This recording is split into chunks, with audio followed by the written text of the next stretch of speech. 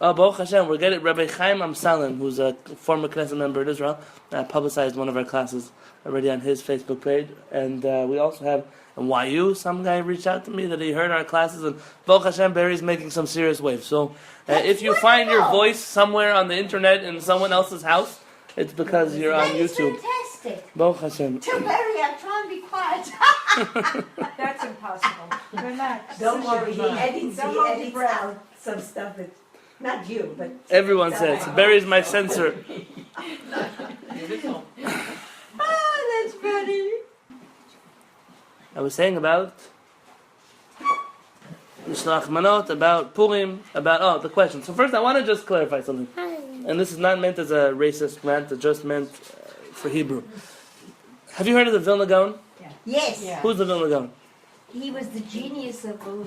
Very good, the genius of Vilna. He was Rabbi Eliyahu of Vilna. Yes, everybody went to him to ask. He was perhaps one of the most brilliant Ashkenazi rabbis who ever lived.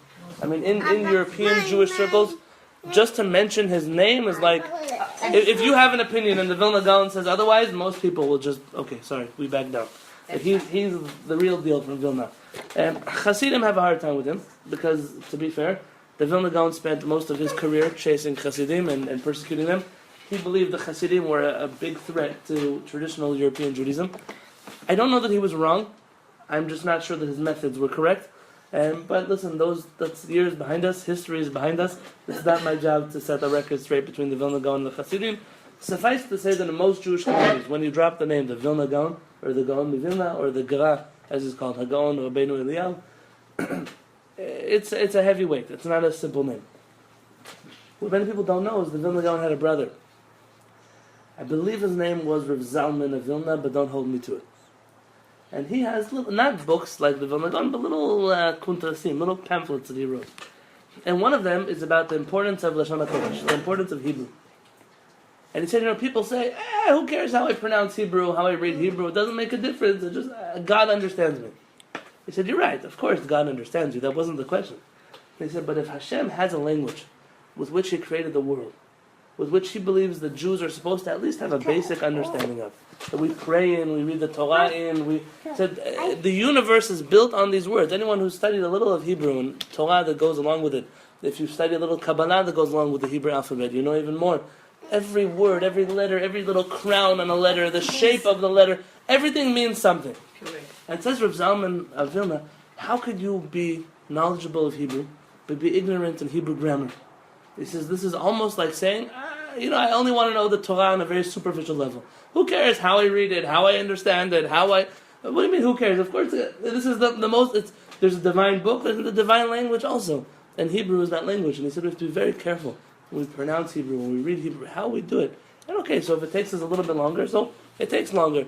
But to make it a point, not to be mizalzel, not to put off the study of Hebrew or the depth of it. Why am I telling you this? Because Avril used the word that everybody is using nowadays.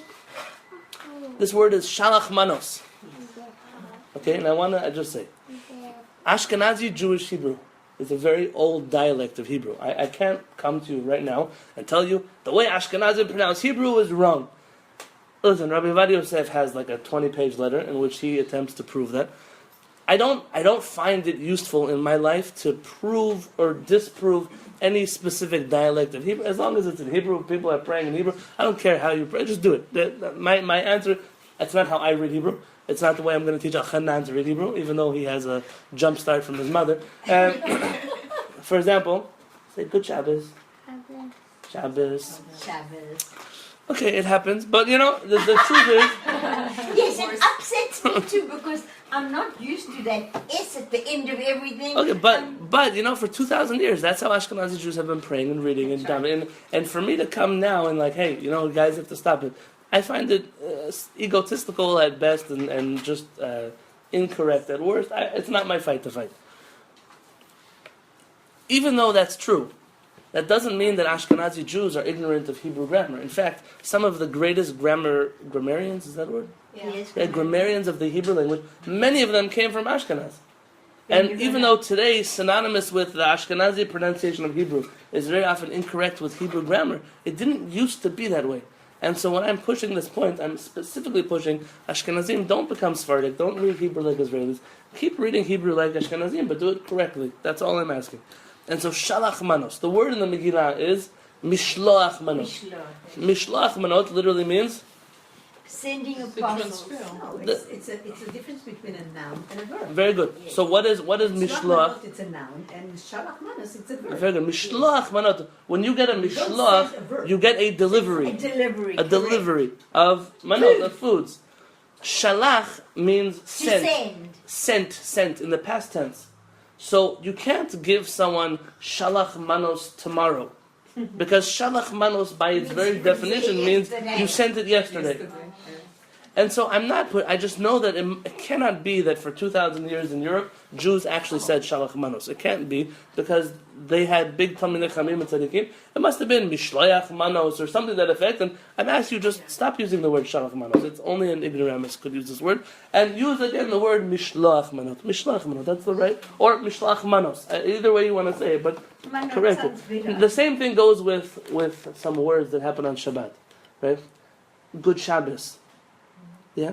Now, in most dialects of Hebrew, the word is Shabbat, either Shabbos, Shabbos, Shabbot. It is that pronunciation, not Shabbat. That's a very late Sephardic, early Israeli kind of pronunciation of the word. But there's no is in that word. Meaning, if you look at the vowels, it's an Shabbos, not Shabbos. And so it's just important to say, good Shabbos. Now you're going to sound like a weirdo. In which case, like me, just say Shabbat Shalom. But if you want to stand on something correctly, it has to be said. You go to a wedding. What do they call a wedding? A chasna. But a wedding is a chasuna or chatuna, but not a chasna. That's not a word. Or you ask a rabbi what do you ask him? A shaila? You ever ask a rabbi a shaila? A shaila is also, it's a she'ela or a she'ela if you're speaking in Ashkenazi Hebrew. But a shaila is not a word. Now, did these things become words already? It couldn't be, but right, good. You could say good Yom Tov, good Yom Tov it would be, but good Yom Tif is not. I mean, it doesn't even mean anything in Ashkenazi Hebrew.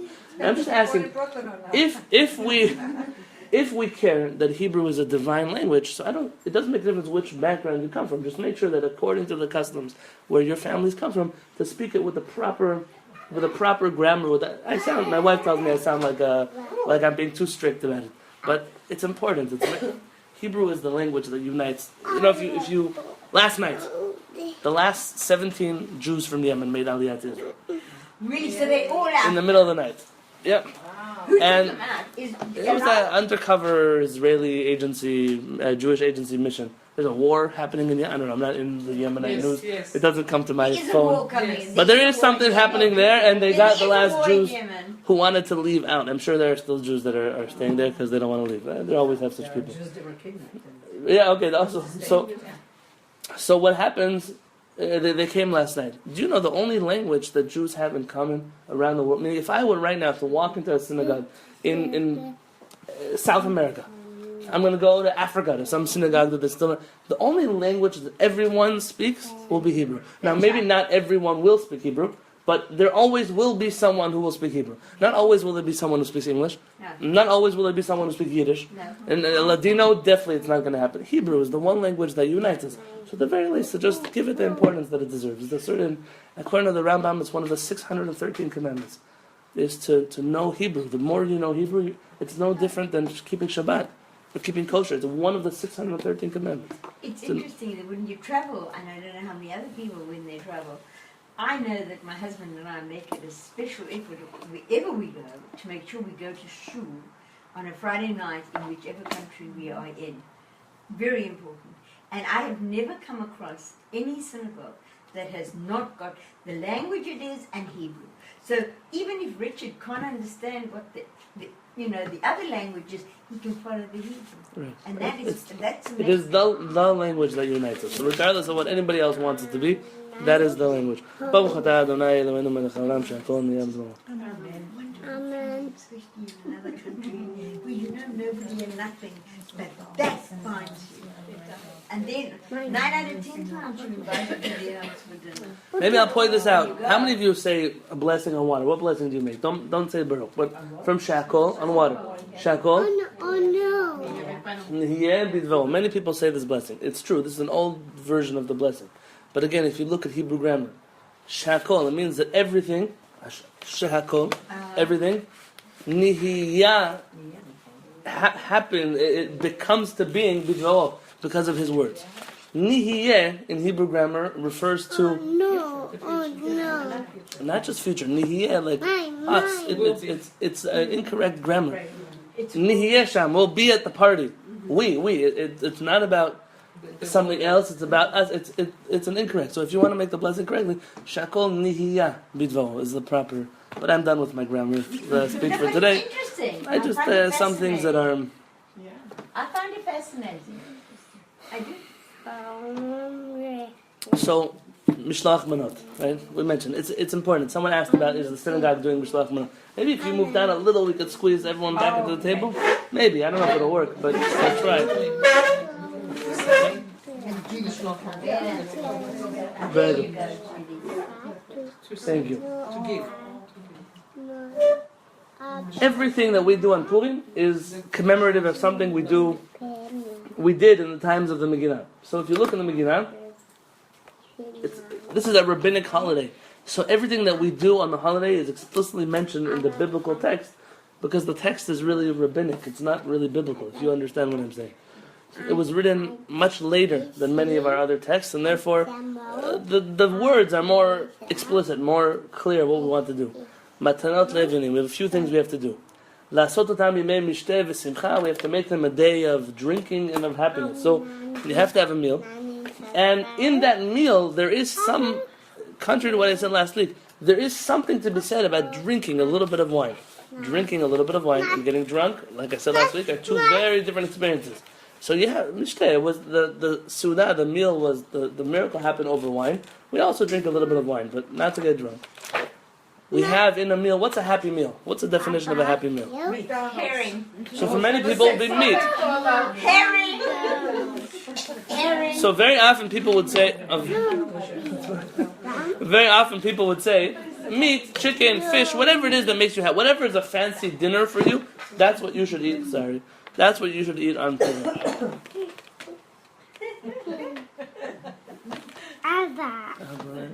You know, Achashverosh also had a Shavit Zahav, right? Yeah, he had a scepter. Didn't look like that, but it was close. Of course. We have, on Purim, we have to read the Megillah how many times? Twice. Once at night and once during the day. Which is the more important Megillah reading? During the day. Understand? During the day. In the night of which day? In the night of Wednesday night? Wednesday night? And Thursday day before sunset. And the meal it will be on Wednesday? Thursday. Thursday. Very interesting. Oh, the class asked a good question. The class asked. The class. Mayim. Okay. So when are we having your meal? On Thursday day. Where? Here at the Bet Knesset. Thursday day or evening? 5:30. Okay. You tell me. It's before Jewish sunset, so it's day for me, but evening for Before others. Jewish sunset? Yeah, because now they moved the clock. לפני השקיעה של יום חמישי. אז זה כאילו יום רביעי. יום חמישי של... כן. לפני שנכנס יום Okay, שישי. let me explain, because this gets confusing to some. Someone once came to Rabbi Yonatan Halevy. Have you heard of Rabbi Yonatan Halevy before? Rabbi Yonatan Halevy is Dvora's great-great-great-great-great-great-grandfather. Oh, really? She's a descendant of Rabbi Yonatan Halevy. Rabbi Yonatan Halevy was not Hasidic, but like the early Ashkenazi Kabbalists that were floating around Europe. He was one of them. And I have some of his books on the shelf over there. Rabbi Yonatan Halevy was a huge study. And also very sharp. Many stories about him with his family, him with priests and bishops, and all kinds of arguments they would get into. He was very sharp. He was a pikech, we call him, very when his father once came to wake him up in the morning and said, "Yonatan, wake up! It's time to go to prayers." And he said, "No, I'm tired. I want to sleep in. It's cold outside." I said, "Look at you. You should learn from your Yetzer Hara, from your evil inclination." Look at how early in the morning your evil inclination is awake in order to keep you in bed. You should learn from him, so you also should get up. And he said, Dad, you're so silly. That my Yetzer Hara doesn't have a Yetzer Hara that keeps him in bed in the morning. Of course he could wake up. And that was he was quite a witty guy. What's that, the cuckoo? Pony? On Pesach, I always tell a story, you'll hear about it on Pesach. Yeah. But Rabbi Yonatan Halevy had many debates with bishops, with priests. Once one of the bishops in town challenged him to a debate. And the question was, which is stronger? Mind? Your mind? Meaning what you can train yourself to do, or your instincts, your nature? So mind versus nature, which is stronger? And the bishop believed that your mind is stronger than your nature. What do they call it? Nature or nurture, right? That's the question. That's the official term for it. Nature versus nurture? Yes. And Rabbi Yonatan Halevy said, no, your nature is stronger than anything you can train yourself to be. And the guy, so they said, I give you 3 days of a debate, you'll figure it out. So 3 days later, they're supposed to get together. Rabbi Yonatan Halevy was in the middle of studying Torah. He didn't even pay attention to preparing anything for this debate. And when the messengers of the king, of the bishop, came to get him, so he closed his snuff box. They had closed the snuff box, and there was a mouse inside that got trapped inside. And he comes to the event with the bishop, and the bishop says, I want to prove that your nurture is stronger than nature. And they play some music, and a cat comes out, walking on its 2 hind legs, wearing a vest and a tie, and holding a silver platter with teacups inside, and it's serving them to all the guests. Everyone's clapping. Yeah, you see, you can get a cat to walk on 2 legs and serve tea. And the Rebbe says, they say, no, what's your proof? So he opens up his snuff box, and the mouse runs out. And the cat sees the mouse, throws the thing, runs after the mouse. His whole life, this was what he was about. So they once came to ask him, a bishop in town said, Rabbi Yonatan Halevy, I don't understand you Jews. Purim is a Jewish holiday, correct? Said most Jewish holidays you have the meal, the dinner of the holiday on the night before the holiday. Meaning on the evening, Friday night dinner, not Shabbat night dinner. Nobody does such a thing. And he says, Bishop, when do you celebrate Christmas? He says, what does it have to do with it? He says, answer me, when do you celebrate Christmas? Well, we have our big midnight mass, and we have a dinner in the evening, and the whole beautiful. He said, but most Christian holidays start in the day, and then the evening afterwards you do the holiday. He said, it's very interesting. He said, why is that, Rabbi? He said, I'll tell you. He said, because your holiday is all about a Jew. And so you celebrate it the Jewish way. You have dinner at night, and the daytime is the rest of the holiday. But our story is all about a non-Jewish guy who was trying to kill us. He said, so we celebrate the non-Jewish way, and we have our dinner the next day. That was So Wednesday night we read the Megillah, but the Seudah is on Thursday. That's when we have our meal. Not everybody. What do you mean? We may have a party on Wednesday night, but that's an American thing. The meal is on Thursday. And the meal can be at noon? The meal could be any time during the day. I'm very careful to have my meal the first thing after I finish praying. So I have some bread and whatever. Then I know everyone wants to celebrate later in the day. They go to work, whatever it is. You should know. Our rabbis say that if you have to work on Purim, you're allowed to work on Purim. But you will never earn a penny on Purim. It's a one day where you will not make any money. So you can do with this information what you wish. When I sent out the class reminder, I included the classes and the Wednesday and the Thursday Purim stuff. So I can send it out again if you want. Thanks. So if you scroll down, I did see Marlene's email. You scroll it down. In the middle, there's a whole section on the times of the Megillah reading. Okay. All of our Megillah readings are free, so please come and join us for them. Have a good time. And they're all kosher as well, in a kosher environment. Mishlach manot. You have a commandment to give gifts of food. Gifts of food? Why? I'm not telling you the halachot here. What kind of food? Why do you have to give gifts of food? Why? To get people Haman's to bring, it's called for kiruv halevavot, to bring people closer to you. It's Haman's hat. They make terrible Hamantaschen in this country. So the mishlach manot have to be something that you worked hard a little bit. You put some effort into it, and you should know it's better to bring a nice mishlach manot to 2 people than to bring mediocre mishlach manot to 100 people. You may want to reach 100 people, but make sure that some of them were made to increase peace, which really means the priority of who you should give mishlach manot to are not your friends. They're the people who you're not getting along with so much. The people that you need a little bit of more connection with. The people that don't talk to you, but maybe you can leave a basket of fruit outside their door and they'll smile thinking about you, and you made a little bit of a better world today. That's the priority of who to give Mishlach Manot to. Matanot Levyonim, giving out charity to the poor. It's not the same thing as Mishlach Manot. It's not the same thing. Who do you have to give money to on Purim? To the poor people.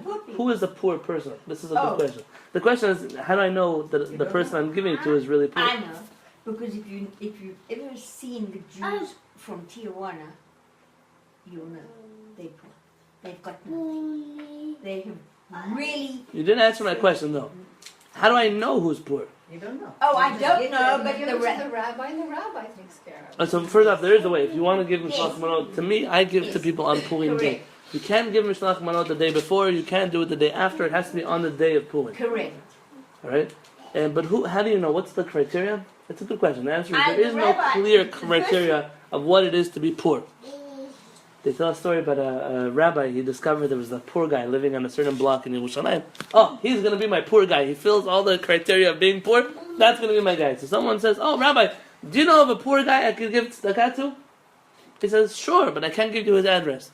He said, "Why?" He said, "Because if all of you guys go and give him money, he's not going to be poor. Who am I going to give money to next year?" Okay, so back up.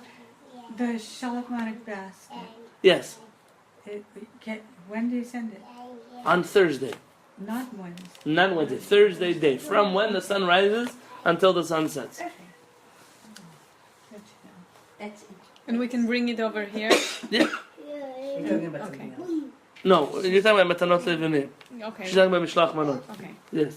Matanot Levunim, giving to the poor, there's another halakha that goes along with this. You have to find two poor people to give money to. So if you're not going to be giving it yourself, let's say you give it to me, you should give an amount that can be split By two. into two. If you give $1 and everyone gets 50 cents, I don't know that something that can be split into two. It doesn't have to be a large amount, but something respectable that we can give it to two different people. And there's another halakha that goes along with it. Normally during the year, if someone puts out their hand and asks you for money, you can say no. You have the right to choose who you give your money to. It's your right.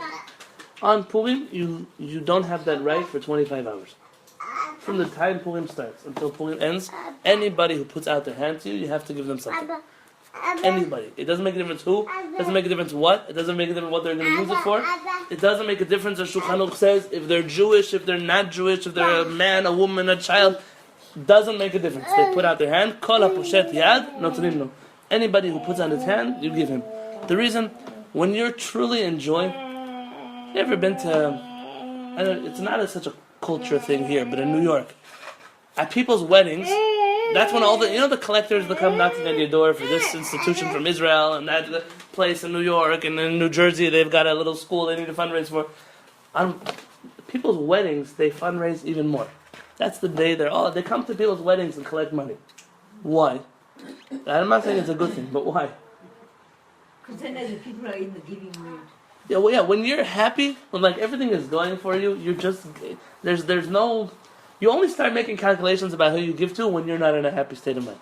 When you are full of joy, you just sure you can have the wine in the wine color. Sure you can have the liquor from the liquor. Sure take the books off the shelf. You're in a good mood. Everything is that kind of mood is the mood you're supposed to be in on Purim. And our rabbi says you should be in such a mood that anybody who asks you, you give them. And in Jerusalem, it's actually becoming, there are some children that come collecting money too. Some of them because they want to buy candy at the store. Some of them, unfortunately, because it's the only time of the year they're ever going to have a few shekels in their pocket. And so I would always give them a coin and say, I bless you, you should never need to ask anybody for money in your whole life. Don't go driving down Sports Arena Boulevard then. That's a good example. If you are driving down Sports Arena Boulevard, every person that puts out their hand to you, you have to give them. So you could do what I do. I go to the bank, and I take, I don't know, $10, $20, and I say, I need it all in nickels. Nickels. It's not a penny. A penny is like, throw a penny back at me. A nickel, dimes, whatever you can afford. If you can do quarters, take quarters. And every person that comes here, you have to give them something. That's the way you have to give them. Just something. You give everybody something. It's easy to solve the problem. You don't have to write out checks to everybody. Yeah. Give them a quarter, give them $1, give them whatever it is that you can afford. The whole idea of Purim is to bring yourself to a mood of joy, of happiness.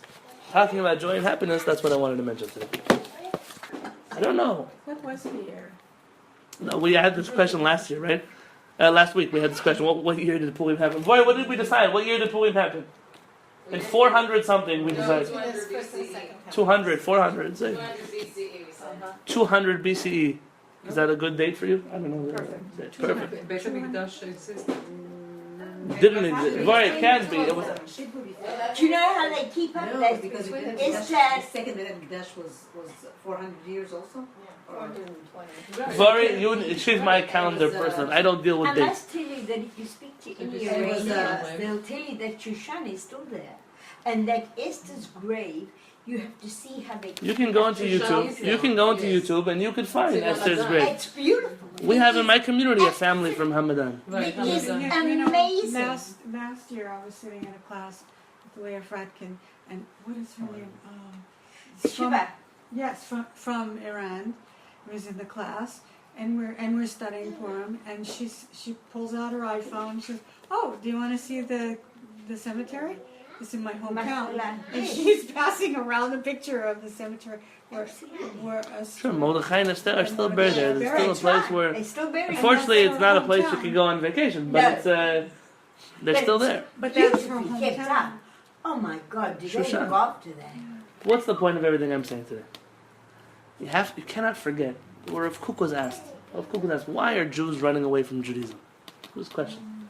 Why are Jews running away? There are 101 answers you could give to this question.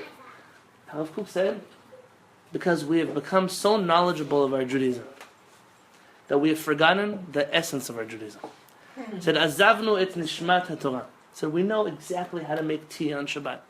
2 cups of water, 3 times removed from the hot water urn. You put in the tea bag after you put in the water, sugar, you mix it, you shouldn't squeeze the tea bag. You know all the laws of you have no idea why we keep Shabbat. When your son says, so what's the point of keeping Shabbat? Oh, that's a good question. Go ask the rabbi. Go ask the rabbi. It's a great question. I'll look it up for you. I'll get back to you. Your whole life you're keeping Shabbat? And there's no deeper meaning for Shabbat? That's the answer you have to give. So what's the point? What's the point? Rav Kook says we have to return back to the light of the Torah, to the part of the Torah that is not there in front of your face. That everybody can read. To bring back meaning to our Torah. To bring back a depth to our Torah. Rav Kook said, you know what's going to happen if you ask people to bring back meaning to their Judaism? He said they're going to make fun of you. They say, Ma ata mevakesh. That's what he writes. What are you asking for? Shira ata mevakesh. You're asking for us to sing a little bit. Kabbalah ata mevakesh. You're asking for us to be Kabbalists. They'll make fun of you. He said, and all you have to do, he said, go stand outside of the houses of the leaders of Israel and scream, Havu'o. It's a beautiful piece of Rav Kook. I can get it for you. Havu'o. Bring us light. We just want light. That's why Rabbi David Aaron, when he named his institution, he named it Israelite. It was named after this teaching of let's bring light to the Jewish people. Israelite. That was the meaning behind it. Havu'o. Bring light. It's our job. Purim. You're celebrating Purim now. You're celebrating Pesach now. All the holidays that you do. If you learn one thing from me in your whole life, is dig a little bit deeper. Dig a little bit deeper. Discover the real meaning of Judaism. Discover the depths inside of our tradition. Make sure that Purim is a happy occasion, not just for you, but for your neighbors, for your friends. Make sure your Mishlach Manot, they make other people happy. And make sure that, I'll tell you the truth. If you're going to have a friend who they don't eat sugar, they're going to gluten-free diet, they're healthy people, and you bring them a box full of chocolate-coated hamantashen. It's like me delivering a steak to my vegan friend on his birthday. I know that I like steak, but he doesn't. A little bit of going out of your way to make another person smile, to make another person happy. Turn Purim into the holiday that really makes you stand on top of your chair and say, I love Hashem. I love being Jewish. It is not Burning Man meets Judean City. That's not what Purim is supposed to look like. I don't know what exactly Burning Man is, but I've heard enough to know that it's not Purim, and that's all I can tell you. Purim, my friends, is the holiest day of the year. And like I started off with you 3 weeks ago, the Hasidim say that Yom Kippur is called in the Torah Yom HaKippurim, which literally means the day which is Kippurim, which is like Purim. Meaning Yom Kippur is the second holiest day of the Jewish calendar. The first holiest day is Purim. And if your Purim is not on the level of Kedusha, of holiness, you're not celebrating Purim with the right people. If that's what they need to be happy, so let them do it.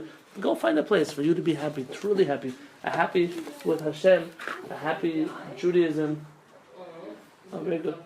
And they started to rebuild the second temple in 3391 Jewish year. That's 370 according to the non-Jewish calendar. Calculation is like this. Before what? I have it. I got Rachel got me from the Codex Judaica. Oh, very nice. I'm sure that's an authoritative source. Yeah. So you're saying Purim is 200? Achashverosh the second made his banquet in the year 3395, which is 366. In the year 3406, that's 355, Mordechai proclaimed the celebration of Purim. So it was the year 355. Yeah. BC, yes. Which counting? You're counting by the Christian count? The Jewish year is 3406. The non-Jewish year is 355. Okay. But I have a different calculation here. My friends, I'm telling you, I don't know math. I'm not good with dates. You're gonna have to have calculations with somebody else. Okay. It happened 900 years after they left Egypt. Yes. Okay, well, I No, please. We have time to have the question. where is it written and who wrote it that you have to drink on Purim until you don't know The Talmud says that. Talmud says it. So one of the sages actually wrote it. 3 years ago, I gave a class to this group of people, whoever was here 3 years ago, and we were still over there. And I gave a class, an hour and a half, all about the laws of do you drink on Purim, do not drink on Purim. The overwhelmingly logical approach to the laws are that you do not get drunk on Purim. But Did you get very I just still don't get. I don't know. Why do they say you have to drink? I mean, I realize I would never get drunk on Purim. I would never condone it. But why does it say? Why did the Talmud say you have to drink until you don't know the difference between Mordechai and Haman? So first off, the Talmud didn't say. The Talmud is a didn't collection. say that. No, it did say. That's it. Listen to what I'm telling you. Not everything the Talmud says did the Talmud actually say. Sorry? Uh-oh. When it says in the Talmud, Rabbi Meir says X, Rabbi Shimon Bar Yochai says Y, one rabbi said. It's still out there. It's still out there for the rabbis to agree on. Do we agree with this rabbi? So And if in the Talmud the rabbis didn't come to an agreement that, that's what we're going to follow in Jewish law, so one rabbi in the Talmud mentioned something, and the rest of the rabbis either accepted or rejected his teaching. The Talmud, what's actually the Talmud, what's lawful in the Talmud, is what the rest of the rabbis decide. That's our overwhelmingly majority opinion. what did the rest of the rabbis say? They bring up the story of one rabbi who killed another rabbi. So there are two interpretations to this. The Lubavitcher Rebbe, who says, you see, from here you learn that even if it brings people to killing each other, you should get drunk on Purim. What? That's not the way I would interpret the source. Or you have other rabbis, he wasn't alone, he's quoting many other people before him. Or there are other rabbis who say, no, you see here that one rabbi thought it was a good idea to get drunk on Purim. Clearly it didn't work out well. We're not getting drunk on Purim. So When the Shulchan Aruch quotes this law, he just quotes the Talmud. And when the Shulchan Aruch doesn't write in his own words what to do, he's saying, whatever interpretation you could interpret in the Talmud, I give you room to interpret here. See, people don't know how to read the Shulchan Aruch. So the Shulchan Aruch does say, Chayav inish levesume b'puraya ad lo yada ben Baruch Mordechai la'aru Haman. It says in the Shulchan Aruch, a person must drink until he does not know the difference between the blessed Mordechai and the cursed Haman. But only a fool reads Shulchan Aruch like that. Anyone else will say, that's not Rabbi Yosef Karo speaking. Rabbi Yosef Karo is doing something he does hundreds of other places in the Shulchan Aruch. He quotes a source and says, you do with this source whatever you would do with the Talmud. And since many rabbis who interpreted the Talmud say, this is not something you have to do, you could do the same thing with Shulchan Aruch. And I'll quote Navav Peretz. So even if it is a law, imagine, even if they could prove to me that it is a law, don't do it. So what's going to happen to you? You're going to go to hell? no. You think after 120 years you're going to go to HaShamayim and there's something to say, you didn't get drunk on Purim. I'm going to put. You think that's what's going to happen? Why would a rabbi have written that? I mean, why would anybody, especially an observant, spiritual person, say something like Whichever rabbi it was that wrote it, I don't remember offhand, right this second. Do you think that the way he got drunk is the way a guy in a pub gets drunk? No. I hope not, I don't know. I hope No, I don't believe so. I don't believe it either. He's getting drunk in his a different meaning. You have Hasidic rabbis that get drunk on Purim, and they don't look like that. No, I don't say that that's what I should do. My rabbi doesn't get drunk on Purim. But there clearly are people who can and do good things with it. And he wrote it, and the rabbi said, hey, you might have been able to do it. But look at these people. They go crazy when they drink on Purim. We don't want to codify this into Jewish law. I have a question a little bit different. Yes. Yom Kippur is in the Torah, of course. Yes. Okay. Purim is not from the Torah. Yes. So why would Rabbi say Yom Kippur is more than Purim if Purim is not in the Torah and Yom Kippur is in the Torah? You're asking me hard questions, but I have answers for you. The first answer is, I quoted to you that there are Hasidic sources who say, in general, what is to be said about Hasidic Torah is that they don't mean for you to analyze what they say the way you would analyze a piece of Talmud. Very often they say things in a certain spirit that is meant to say, this is how important Purim is. But don't actually think that Yom Kippur is holier than Purim. That Purim is holier than Yom Kippur. You really think so? But they say it that way. Hasidim is a style of teaching. And it actually has a bad reputation. And it's not true that it's a better... But like in the Lithuanian Jewish community, when you say something that sounds cute but not so logical, they'll say, stop telling me Hasidic Torah. But it's a foolish thing, because if they open up books of Hasidut, they wouldn't even be able to translate for me a page or two of it. It's much higher than their minuscule minds could comprehend. But what they're saying is deep things, and the truth is that I'm going to speak about this tomorrow night in my class. So I don't want to. Our rabbis say that from all the holidays that will ever be that will be observed in the future and the times of Mashiach, Purim will be the one that's definitely observed. Not like what you've heard, that they'll uproot the rest of the holidays. The Talmud Yerushalmi says that all the holidays will be abolished except for Purim. The Rambam says all the holidays, especially Purim, will be continued. He doesn't mention the abolished part, just that they'll be continued. And Rabbi David Halevy here in this book, he says, I don't understand. What's so special? Purim is a rabbinic holiday. There are biblical holidays that carry much greater weight than this holiday. How can they say that? I don't understand. How can you demolish what says in the Torah about Sukkot and Passover and Chag HaShavuot? Which is why the Rambam... Say that Purim will be. How can they say that? Well, you just said it, right? Yeah. So you can say it with your mouth. What does it mean is a different question. But how can you follow something that they say and put down the Torah? You're not putting down the Well, Torah. I mean, this is God's word. They have a tradition for Moshe Rabbeinu about holidays. Moshe Rabbeinu knew about Purim. Even though it didn't happen in his time. Moshe Rabbeinu, it says about him, Where's it source that he knew about Purim? about Purim, it won't tell you about Purim. Moshe Rabbeinu, it says about him, Kol ma she'atid sofer lidrosh, he already knew. Anything that any rabbi in history was going to say, Moshe Rabbeinu, we do ourselves a disservice. If you read the Torah, about how the Torah speaks about Moshe Rabbeinu, you will never say his name again sitting down in a chair. Moshe Rabbeinu is the father of all the prophets. Moshe Rabbeinu, we're so afraid of people having a Jesus and a Mohammed, so we don't make a big deal about Moshe Rabbeinu. All the great rabbis you know, Moshe Rabbeinu, all of them don't fit into Moshe Rabbeinu's back pocket. All of them together. Moshe Rabbeinu is the father of all the tzaddikim that ever lived. Moshe Rabbeinu is the only one that spoke to God face to face. Moshe Rabbeinu gave us the Torah that we kiss, that we read on Shabbat. Moshe Rabbeinu knew things about the Torah that our rabbis say he didn't teach Yoshua. He didn't teach. There are things that he knew that Hashem told him. There's stories Moshe Rabbeinu spoke with Rabbi Akiva. Thousands of generations apart. Now you could do with these stories what you wish. They're not necessarily historical facts. They're teachings from our Chachamim that they received rabbi to student from the times of the Torah. But suffice it to say, they had a tradition. I'll tell you what this tradition, how it works. Purim symbolizes a lot more than just what you celebrate on Purim.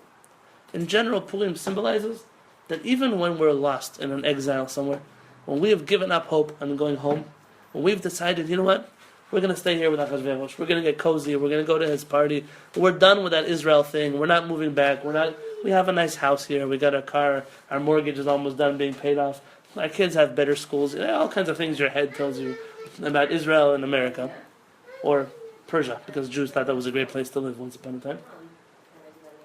Hashem still didn't forget us. Hashem still came for us. Hashem still took us out. And how did he do it? Hidden. in a very hidden way. Rabbi David Halevy suggests that our rabbis are telling you this concept of Purim, this concept of no matter where you are, I will never forget you. I'm never going to leave you in a galut. I'm going to make sure you get out. And if I'm not going to do it with 10 plagues and splitting the sea, I'm going to do it with things that look like nature. And essentially, part 2 of Purim is the founding of the state of Israel. Is that we have started going back home. Is that of all the holidays that are celebrating things of the past, Purim is the only one that's celebrating something that will happen again, or is happening again. And that's how he understands the rabbis' teachings. It's not the holidays will be falling apart. But Pesach is a holiday that reminds us of something that happened once. Rosh Hashanah is a day that we put in our calendar. Hashem says every year, I'm judging you on this day. Purim is the only holiday that keeps coming back. It's the way we were redeemed then, is the way we're going to be redeemed again in the future. And Purim has a lot to do with Mashiach, a lot to do with our redemption. It's what we're experiencing now. You're experiencing a Purim. You have a prime minister in Israel? Yeah? Yes, the Netanyahu. What are the chances of having a Jewish prime minister? Whoever thought of that? 100 years ago, someone thought about that? You're talking about Sanders. No. Prime Minister. Now listen, I'm not endorsing Prime Minister Netanyahu. I don't do politics. But what am I telling you? The fact that you have a prime minister that's Jewish, there's such a thing in the world, is that not a miracle? Yes. Mordechai. We got used to it. Very good. Purim is a story that if you look into it, it doesn't look so special. So what? There was a king, there was a plot, there was a story, we got saved. What does God have to do with this? Says Rabbi David Halevy, the redemption will happen with us in the same way. You're going to say, what does God have to do with this? We had a Holocaust, we got strong, we came to Israel, we took it over from the Arabs, whatever we have. Look, we're so strong. Where is Hashem in the story? Hashem is in the story. This is the story of Hashem. This is the way Hashem reveals. And that we only learn from Purim. Purim is the only holiday like that. Purim is the only holiday where Hashem doesn't make open miracles, but we still celebrate it. It's a key to the future. Tomorrow night, God willing.